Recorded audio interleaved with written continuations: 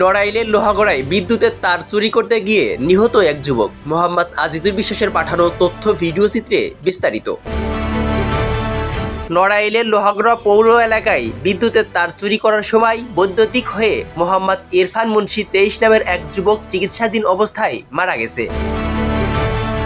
নিহত মোহাম্মদ ইরফান মুন্সি নড়াইল জেলার লোহাগড়া উপজেলার লোহাগড়া ইউনিয়নের চরকরফা গ্রামের মোহাম্মদ তুফান মুন্সির ছেলে। সে পেশায় একজন ইলেকট্রিক মিস্ত্রি ছিলেন। শনিবার 12 ফেব্রুয়ারি নড়াইল সদর হাসপাতালে নিহতের ময়নাতদন্ত শেষ হয়েছে এবং গত শুক্রবার রাতে ঢাকা চিকিৎসাধীন অবস্থায় সে মারা যান।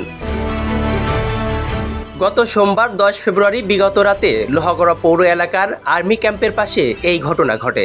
স্থানীয় সূত্রে জানা যায়, গত সোমবার বিগত রাতে নিহত ইরফান মুন্সি ও তার সাথে থাকা দুই সহযোগী চরকরফা গ্রামের আখতার শেখের ছেলে আরিফ ও খোকা মোল্লার ছেলে রবিউল বিদ্যুতের তার চুরি করার উদ্দেশ্যে লোহাগড়া পৌর এলাকার আর্মি ক্যাম্পের পাশে ইরফান মুন্সি খুঁটিতে উঠে তার কেটে চুরি করার চেষ্টা করলে বৈদ্যুতিক হয়ে নিচে পড়ে যায়।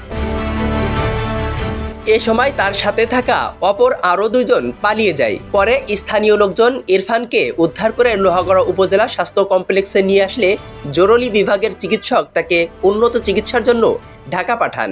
পরে সে ঢাকায় চিকিৎসাধীন অবস্থায় শুক্রবার রাতে মারা যায়। শনিবার নিহতের ময়নাতদন্ত শেষে পরিবারের কাছে হস্তান্তর করা হয়েছে। এ বিষয়ে লোহাগড়া থানার ওসি তদন্ত আব্দুল্লাহ আল মামুন বলেন, নিহতের ময়নাতদন্ত শেষে মরদেহ পরিবারের কাছে হস্তান্তর করা হয়েছে। এ বিষয়ে থানায় একটি অপমৃত্যু মামলা হয়েছে। ইমাম হাসান, ই টেলিভিশন।